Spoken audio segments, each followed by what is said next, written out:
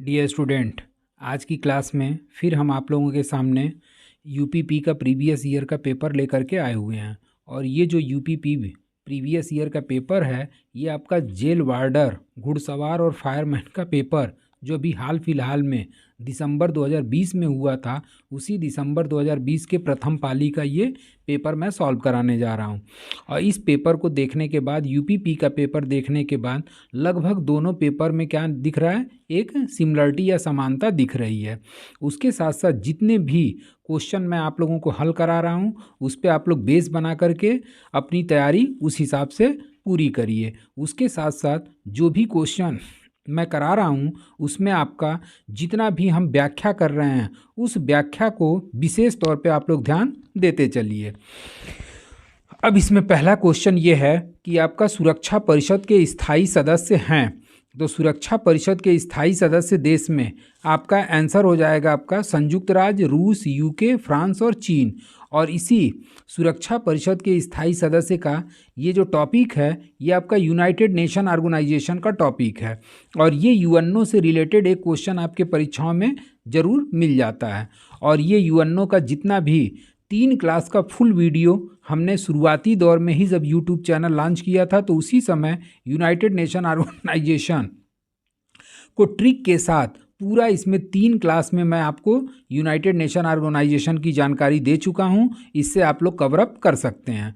अब ये स्थायी सदस्य के बारे में जानते हैं। तो सुरक्षा परिषद में 2 प्रकार के सदस्य शामिल होते हैं। और वो 2 प्रकार के सदस्य में एक होता है आपका स्थायी सदस्य, और स्थायी सदस्य कुल कितने हैं, तो 5 हैं, जिसका एक ट्रिक होता है ABCFR। ABCFR। अब ए से कौन सा देश, संयुक्त राज्य अमेरिका। बी से क्या, तो बी से ब्रिटेन को ही यूके कहते हैं। सी से आपका चाइना, एफ से आपका फ्रांस और आर से आपका रूस। तो ये 5 आपके स्थायी सदस्य हैं। और दूसरे जो इसमें सुरक्षा परिषद में दूसरे सदस्य जो शामिल होते हैं, उन्हें अस्थायी सदस्य के रूप में जाना जाता है। और इन अस्थायी सदस्यों का कार्यकाल 2 वर्ष का होता है। थोड़ा सा भारत के संबंध में भी जान लेते हैं कि भारत जो है सुरक्षा परिषद का अस्थायी सदस्य अब तक कितनी बार नियुक्त हो चुका है, तो अब तक 8 बार नियुक्त हो चुका है। और इस 8 बार में आप पहली बार का भी नाम नोट कर लीजिए। भारत जो है वो पहली बार 1951-52 में सुरक्षा परिषद का अस्थायी सदस्य बना था, जबकि लास्ट 8वीं बार 2020-21 में वो सुरक्षा परिषद का अस्थायी सदस्य के रूप में निर्वाचित किया गया। अब आते हैं अगले क्वेश्चन पे कि निम्नलिखित में किसकी खेती भारत में जायद फसल के रूप में की जाती है। तो इसका आंसर हो जाएगा आपका तरबूज। और ये जायद फसल के रूप में तरबूज शामिल है, जबकि गेहूं जो है ये आपकी रबी की फसल है। और ये जायद की फसल जो है वो मार्च अप्रैल में बोई जाती है और जून जुलाई में काटी जाती है। इसके साथ साथ अन्य जायद की फसलों में खरबूज हो गया, ककड़ी हो गया, खीरा हो गया, भिंडी हो गया, मूंग हो गया, उड़द हो गया, ये सभी किसके अंतर्गत शामिल किए जाते हैं, तो ये जायद फसल के अंतर्गत शामिल फसलें हैं। अब अगला क्वेश्चन कि उस देश का नाम बताइए जिसके साथ भारत ने अक्टूबर 2019 में दूध और दूध उत्पादों की आपूर्ति के लिए मेमोरेंडम ऑफ इंटरेस्ट MOL पर हस्ताक्षर किया। तो इसका आंसर आपका हो जाएगा सी, श्रीलंका। और इसी श्रीलंका के साथ दूध और दूध उत्पादों की आपूर्ति के लिए मोल पर हस्ताक्षर किया था।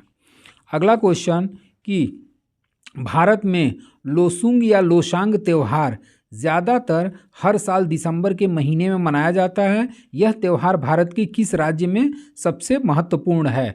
तो इसका आंसर हो जाएगा आपका सिक्किम। और ये सिक्किम में लोसांग त्यौहार हर साल दिसंबर माह में मनाया जाता है। और इसको मनाने के लिए भूटिया तथा लेप्चा जनजातियों के द्वारा फसल के कटाई के दौरान इस त्यौहार को ऑर्गेनाइज किया जाता है। तो इस पे भी थोड़ा सा ध्यान दीजिएगा कि लोसांग त्यौहार किस जनजाति के द्वारा मनाया जाता है। तो ये आपका भूटिया तथा लेप्चा। और ये भूटिया तथा लेप्चा जो है ये कहाँ की जनजाति है, तो ये आपका सिक्किम की जनजाति है जो लोसांग त्यौहार को मनाती है। अगला क्वेश्चन कि दिए गए पुलिस के रैंक को निचले क्रम से उच्च क्रम में व्यवस्थित करें। तो इसका आंसर आपका हो जाएगा बी, सबसे पहले आपका हेड कांस्टेबल निचले क्रम पायदान पे होता है। हेड कांस्टेबल के ऊपर आपका इंस्पेक्टर होता है। इंस्पेक्टर के बाद से आपका सहायक उप पुलिस अधीक्षक होता है। उसके बाद से सबसे ऊपरी रैंक में इसमें आपका पुलिस महानिरीक्षक हो जाता है। अगला क्वेश्चन कि निम्नलिखित में कौन सा भारत के प्रथम सर्वोच्च वीरता पुरस्कार परमवीर चक्र से सम्मानित हुए? तो इसका आंसर हो जाएगा आपका मेजर सोमनाथ शर्मा।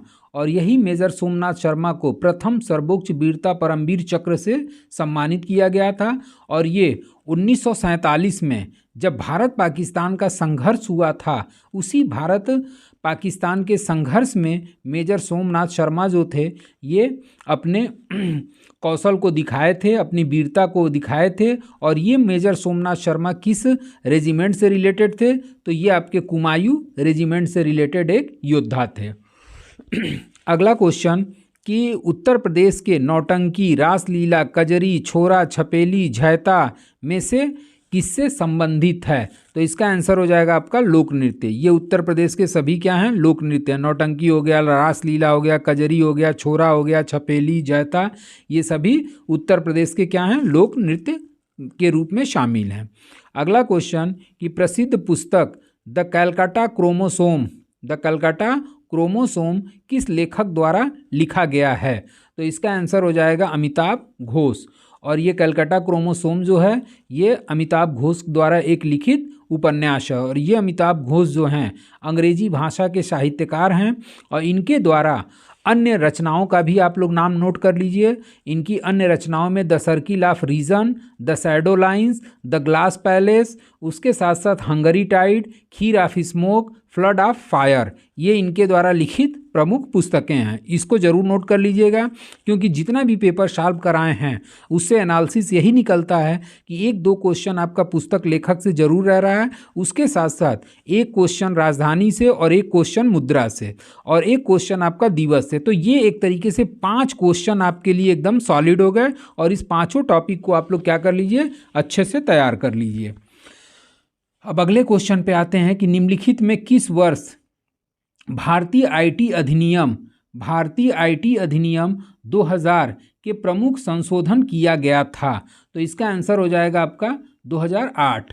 और इसी भारतीय आईटी अधिनियम 2000 में जो प्रमुख संशोधन आपका 2008 में किया गया था। और इसी 2008 में हुआ ये था कि आपका इलेक्ट्रॉनिक हस्ताक्षर की जगह पर किस शब्द को स्थापित किया गया था? तो ये डिजिटल हस्ताक्षर को स्थापित किया गया था। मतलब पहले डिजिटल हस्ताक्षर की जगह पे इलेक्ट्रॉनिक हस्ताक्षर हुआ करता था और इसी 2008 में इसको हटा करके डिजिटल हस्ताक्षर स्थापित किया गया। अगला क्वेश्चन कि भारत में नोटबंदी विमुद्रीकरण कब हुआ? तो इसका आंसर हो जाएगा 8 नवंबर 2016। और 8 नवंबर 2016 को नरेंद्र मोदी द्वारा घोषणा की गई कि जिसमें कि 500 और 1000 नोटों को बंद किया जा रहा है। और ये स्वतंत्रता के बाद आपका भारत में कितनी बार नोटबंदी की गई है? तो वो 2 बार। और स्वतंत्रता के बाद 2 बार, जिसमें पहली बार मोरारजी देसाई की सरकार हुआ करती थी और 1978 में आपकी पहली बार नोटबंदी की गई थी। अगला क्वेश्चन कि अगस्त 2020 में शौर्य चक्र पुरस्कार से किसे सम्मानित किया गया? तो 14 अगस्त 2021 को 20 में आपका शौर्य चक्र पुरस्कार से किसे सम्मानित किया गया? तो 14 अगस्त 2021 को कुल मिलाकर के 15 व्यक्तियों को शौर्य पुरस्कार दिया गया। और इसी शौर्य पुरस्कार में वायुसेना के विशाख नायर, वायुसेना के कमांडर हुआ करते थे, विंग कमांडर विशाख नायर, इन्हें शौर्य चक्र पुरस्कार से सम्मानित किया गया। अब अगला क्वेश्चन कि नोटबंदी से पहले अर्थव्यवस्था में 500 के नोटों की संख्या कितनी थी? तो इसमें नोटों की संख्या 17,165 मिलियन थी। अगला क्वेश्चन है कि इतिहासकारों के अनुसार निम्नलिखित में से किसे दिल्ली का पहला सुल्तान माना जाता है? तो इसमें दिल्ली का जो पहला सुल्तान था वो कुतुबुद्दीन ऐबक, और इसी कुतुबुद्दीन ऐबक के द्वारा 1206 ईस्वी में दिल्ली सल्तनत की स्थापना किया था। और इसी कुतुबुद्दीन ऐबक ने अपनी राजधानी कहाँ बनाया था? लाहौर। और इसी कुतुबुद्दीन ऐबक के बाद 1210 ईस्वी में इल्तुतमिश गद्दी पर बैठा, और इसी इल्तुतमिश के द्वारा लाहौर की जगह पर दिल्ली को अपनी राजधानी घोषित किया गया। इसी कारण से इल्तुतमिश को दिल्ली सल्तनत का वास्तविक संस्थापक माना जाता है। और इसी कुतुबुद्दीन ऐबक को भिन्न भिन्न नामों से भी जाना जाता है। इस कुतुबुद्दीन ऐबक को लाख बख्श के नाम से भी जाना जाता है। उसके बाद से पील बख्श के भी नाम से जाना जाता है। और लाख बख्श का मतलब होता है लाखों का दान देने वाला, पील बख्श का मतलब होता है हाथियों का दान देने वाला। उसके साथ साथ इसी कुतुबुद्दीन ऐबक के द्वारा 2.5 दिन का झोपड़ा का निर्माण कराया गया। उसके बाद से ये 2.5 दिन का झोपड़ा अजमेर में बनवाया था। कुतुब मीनार का निर्माण कार्य दिल्ली में प्रारंभ कराया, लेकिन इसको पूरा नहीं करा सका। और इसी पे क्वेश्चन बनता है कि कुतुब मीनार के निर्माण में किन शासकों का योगदान रहा है? तो आपका आंसर हो जाएगा कुतुबुद्दीन ऐबक। इल्तुतमिश ने इसे पूरा कराया और फिरोज शाह तुगलक ने इसका पुनर्निर्माण कराया था। उसके साथ साथ कुतुबुद्दीन ऐबक ने दिल्ली में कुब्बतुल इस्लाम मस्जिद का भी निर्माण कराया था। अगला क्वेश्चन कि वायुमंडलीय सापेक्ष आर्द्रता को मापने के लिए उपयोग किए जाने वाले उपकरण निम्नानुसार हैं। तो वायुमंडल सापेक्ष की आर्द्रता को मापने के लिए किस यंत्र का प्रयोग किया जाता है? तो आंसर हो जाएगा हाइग्रोमीटर। उसके साथ साथ ये जो हाइड्रोमीटर है, इस हाइड्रोमीटर का प्रयोग जो है वो जल का घनत्व मापने के लिए किया जाता है, जबकि लैक्टोमीटर का प्रयोग दूध की शुद्धता मापने के लिए किया जाता है। और जो ये पेंसियोमीटर है, ये पेंसियोमीटर जो है आपका विभवांतर का मापन करने के लिए किया जाता है। अब अगला क्वेश्चन आता है कि भारत में निम्नलिखित में किस देश के साथ भूमि सीमा एक समझौता किया जो जून 2015 में अनुसमर्थन, पुष्टि या इंस्ट्रूमेंट ऑफ रेटिफिकेशन के आदान प्रदान के बाद लागू हुआ? तो आंसर हो जाएगा आपका बांग्लादेश। और यही भारत और बांग्लादेश के मध्य भूमि समझौता विवाद था, जिसे 100वां संशोधन याद रखिएगा, 100वां संशोधन 2015 के द्वारा इसमें आपका ये भूमि समझौता विवाद दोनों देशों के मध्य हल किया गया। और इसी के अंतर्गत 111 बस्तियां जो हैं वो किसके में चली गई? तो 111 बस्तियां जो हैं वो आपका 111 बस्ती जो थी वो आपका बांग्लादेश क्षेत्र में शामिल कर दी गई, और जबकि भारत में 32 बस्तियों को शामिल किया गया। तो इसका जो आपका आंसर हो जाएगा वो बांग्लादेश। और 111 बस्ती आप ये भी ध्यान रखिएगा, और 51 बस्ती भी ध्यान रखिएगा। संशोधन कौन सा है? तो आपका 100वां संशोधन 2015। अगला क्वेश्चन कि निम्न विकल्पों में से कौन सा मध्य प्रदेश में स्थित यूनेस्को के विश्व धरोहर स्थलों में एक नहीं है? तो इसका आंसर हो जाएगा हम्पी स्मारक समूह। और ये सभी आपके जितने भी स्थल दिए गए हैं ये सभी यूनेस्को के विश्व धरोहर स्थल में शामिल हैं, लेकिन खजुराहो एमपी में स्थित है, सांची भी एमपी में और भीमबेटका भी एमपी में। जबकि हम्पी स्मारक समूह किस राज्य में स्थित है? तो ये कर्नाटक में स्थित है। और इसी कर्नाटक में स्थित हम्पी स्मारक समूह जो है ये विश्व धरोहर में शामिल किया गया है। उसके साथ साथ अब इसमें जो वर्तमान में क्वेश्चन बनता है वो ये बनता है कि वर्तमान में यूनेस्को द्वारा जारी सूची के अनुसार भारत में कुल विश्व धरोहरों की संख्या कितनी हो गई? तो आंसर हो जाएगा 42। और 2023 में आपका भारत के 2 नए स्थल शांति निकेतन और होयसल मंदिर को विश्व धरोहर सूची में शामिल किया गया है। अगले क्वेश्चन पे आते हैं कि निम्नलिखित विकल्पों में से किसे भारत और चीन के बीच प्रभावी सीमा कहा जाता है? तो भारत और चीन के मध्य जो सीमा रेखा है उसे मैकमोहन रेखा के नाम से जाना जाता है। और ये जो मैकमोहन रेखा है ये 1914 में सर हेनरी मैकमोहन के द्वारा इस सीमा का निर्धारण शिमला समझौते के दौरान अस्तित्व में आया था। जबकि डुरंड रेखा जो है ये डुरंड रेखा अफगानिस्तान और पाकिस्तान के मध्य विभाजन रेखा का निर्धारण करती है, जबकि रेड क्लिफ भारत और पाकिस्तान और पाक जलडमरू मध्य भारत और श्रीलंका के मध्य सीमा रेखा का निर्धारण करता है। अगला क्वेश्चन कि किस दिन राष्ट्रीय एकता दिवस के रूप में मनाया जाता है। तो 31 अक्टूबर को राष्ट्रीय एकता दिवस के रूप में मनाया जाता है, जिसकी शुरुआत नरेंद्र मोदी के द्वारा 2014 में घोषित किया गया था। और चूंकि ये 31 अक्टूबर जो है वो आपका सरदार पटेल के योगदानों को चिरस्थायी बनाने के लिए इसी 31 अक्टूबर को राष्ट्रीय एकता दिवस के रूप में मनाने की घोषणा 2014 में नरेंद्र मोदी के द्वारा की गई थी। अब अगला क्वेश्चन कि भारतीय संविधान के राज्य के नीति निर्देशक सिद्धांतों की अवधारणा, राज्य के नीति निर्देशक सिद्धांतों की अवधारणा किस देश के संविधान से ली गई है। तो आंसर हो जाएगा आपका आयरलैंड। जबकि अमेरिका के संविधान से एफआर लिया गया है, एफआर यानी कि फंडामेंटल राइट। उसके बाद से फ्रांस के संविधान से आपका गणतंत्रात्मक व्यवस्था ली गई है, और जबकि कनाडा के संविधान से संघीय शासन व्यवस्था ग्रहण किया गया है। अब अगला क्वेश्चन आता है कि निम्नलिखित कथनों को पढ़ें और सही विकल्प को चुनें। इसमें एक ट्रांसफार्मर एक उपकरण है जिसका उपयोग विद्युत ऊर्जा के विद्युत शक्ति संचरण में किया जाता है और विद्युत चुंबकीय प्रेरण और पारस्परिक प्रेरण के मूल सिद्धांतों पर काम करता है। उपयोग किए गए कोर के माध्यम के आधार पर ट्रांसफार्मर को ए स्टेप ट्रांसफार्मर और बी स्टेप डाउन ट्रांसफार्मर कहते हैं। अब इसमें देखना है कि आपका कौन सा कथन सही है। तो इसका आंसर हो जाएगा आपका बी, और बी में कथन 1 सही है जबकि कथन 2 क्या है, गलत है। अगला क्वेश्चन कि इथोपिया की मुद्रा का क्या नाम है। तो इथोपिया की मुद्रा का नाम आपका बिर्र है, और ये इथोपिया का मुद्रा बिर्र है और इसकी राजधानी आदिस अबाबा है। इथोपिया की राजधानी भी नोट कर लीजिएगा, इसकी राजधानी आदिस अबाबा है।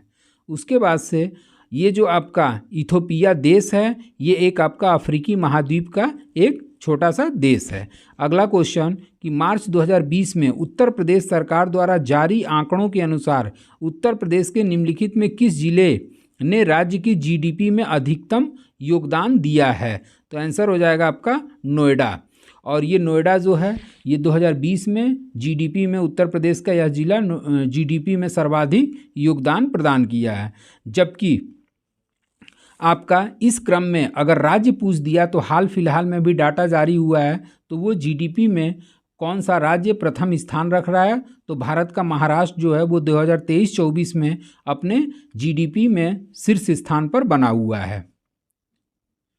अगला क्वेश्चन कि केंद्रीय पुलिस प्रशिक्षण अकादमी CAPT में निम्नलिखित में किस श्रेणी के अधिकारियों का बुनियादी प्रशिक्षण किया जाता है। तो आंसर हो जाएगा आपका ग्रुप ए, और ये जो आपका है कि केंद्रीय पुलिस प्रशिक्षण अकादमी में ग्रुप ए के अधिकारियों का बुनियादी प्रशिक्षण दिया जाता है, जो कि कहाँ पर स्थित है। तो ये भी आप लोग नोट कर लीजिएगा, ये आपका भोपाल में स्थित है। और इसकी स्थापना किस वर्ष की गई थी। तो इसकी स्थापना की गई थी आपका केंद्रीय पुलिस प्रशिक्षण अकादमी CAPT की स्थापना 2008 में की गई थी।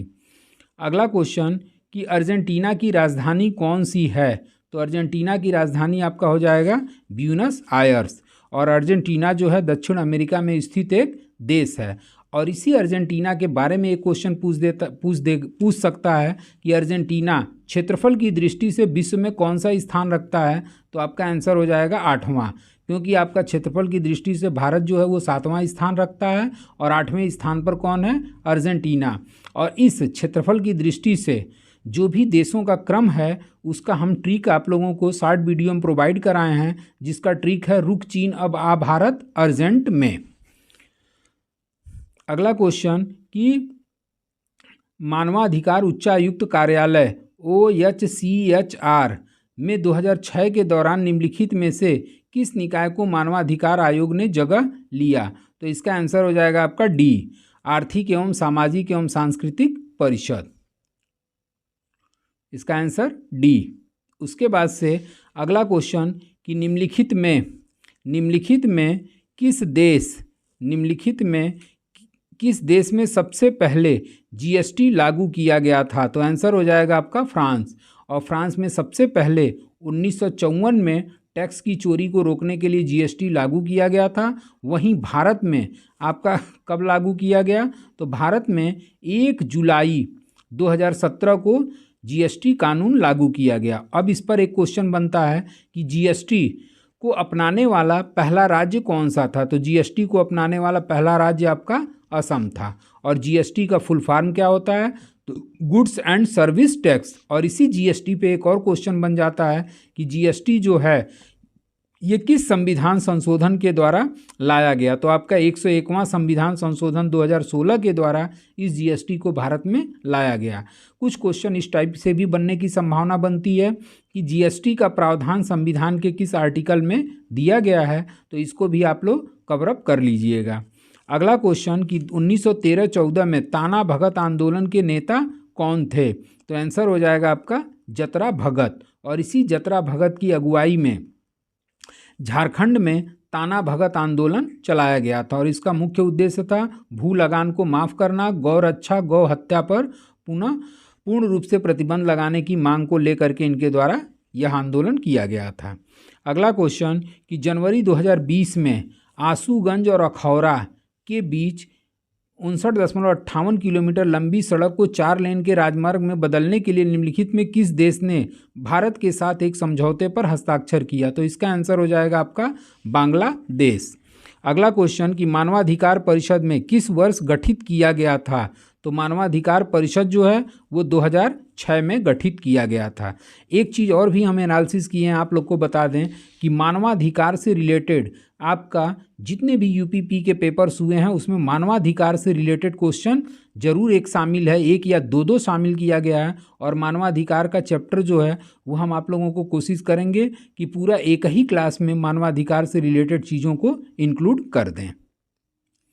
अगला क्वेश्चन कि निम्नलिखित में कौन सी भाषा भारतीय संविधान के 8वीं अनुसूची में उल्लिखित भाषाओं में से नहीं है? तो इसका आंसर हो जाएगा आपका फारसी।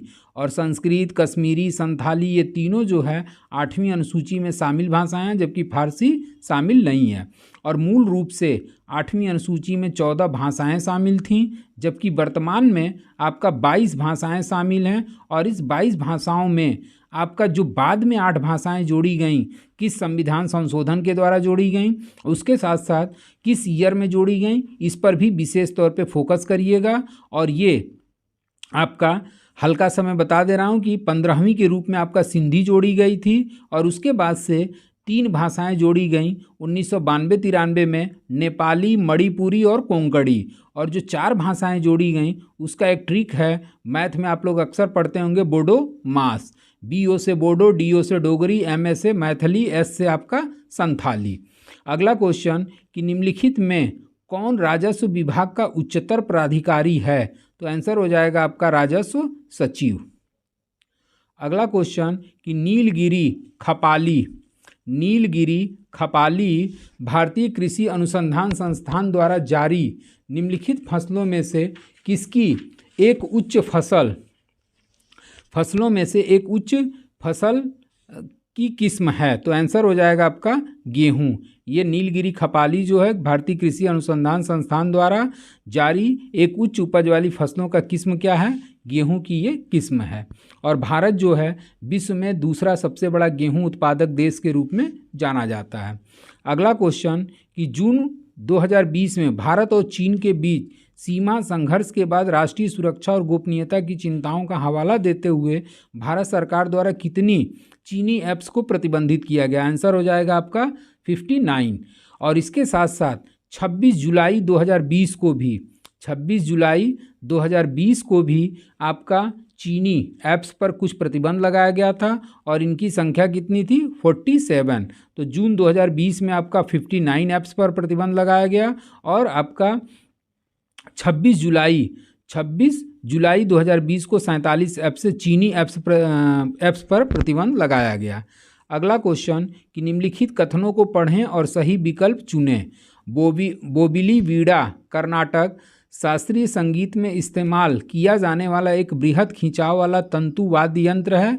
बोबिला वीणा को आमतौर पर एकड़ा वीणा के रूप में जाना जाता है, क्योंकि ये लकड़ी के एक टुकड़े से बनाए जाते हैं। तो इसका आंसर आपका ए होगा। पहला भी सही है और दूसरा भी सही है। अगला क्वेश्चन कि मानव तस्करी और जबरन श्रम पर रोक का उल्लेख भारतीय संविधान के मौलिक अधिकारों की किस श्रेणी में किया गया है? तो आंसर हो जाएगा आपका शोषण के विरुद्ध अधिकार। और इसी शोषण के विरुद्ध अधिकार में आपका जबरन श्रम तथा मानव तस्करी पर रोक लगाई गई है। अगला क्वेश्चन कि मानवाधिकार संधि निकायों के स्वतंत्र विशेषज्ञों के कार्यकाल में कितने वर्ष का होता है? तो आंसर हो जाएगा आपका 4 वर्ष। अगला क्वेश्चन कि भारत में कितने केंद्रीय गुप्तचर प्रशिक्षण विद्यालय हैं? तो भारत में केंद्रीय गुप्तचर प्रशिक्षण विद्यालयों की संख्या 5 है और इन 5 जगहों का आप लोग नाम नोट कर लीजिए। कलकत्ता, चंडीगढ़, हैदराबाद, गाज़ियाबाद और जयपुर में। तो इस तरीके से ये जेल वार्डर का पेपर था, 2020 में हुआ। तो जेल वार्डर और आपका यूपीपी के पेपर में एकदम बिल्कुल समानता दिख रही है। तो हम ये उम्मीद करते हैं कि ये जो 2023 वाला जो पेपर होने जा रहा है, इसी टाइप का क्वेश्चन आने की संभावना बनती है और इसी के आधार पे आप अपनी तैयारी को जारी रखें। आज के लिए बस इतना ही। Thank you so much.